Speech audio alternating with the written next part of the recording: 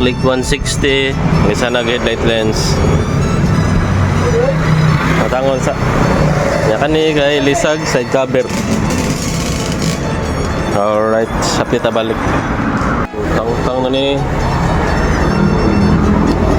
Kani ilisan. May usa tang-tang pa. Alright. So, morning damage. Yeah, yung cover. Alright. Update.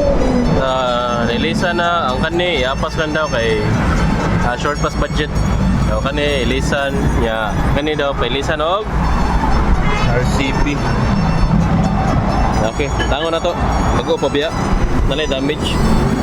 Kaya naman sa sir nga ilisan. Ilisan na to. Okay, usa kay tangtan ang lens. Tara ang lens nga bago. Alright. Dito balik. Ang casing na i-crack. Na-crack. Tunga po. Sige lang, assist lang sana. Kaya mahal na ba kayo ang assembly ani? Dire. Lo.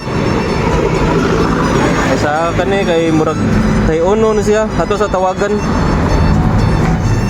Ini siya luyo ni tay unon. Ato ino customer tawagan ako karon. Okay. So update. Dahil pa luyo kay na-crack. Alright. Update. Taod ng lens. Yeah. Tahin na po dire. Pagalitan na sad na. Tabangan og luyo para sure ball nga di masudlan. Okay.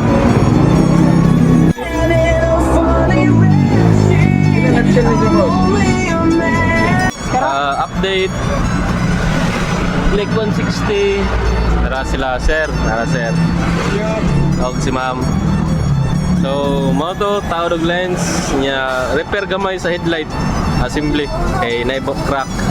So, salamat kayo ma'am sir. Peace out.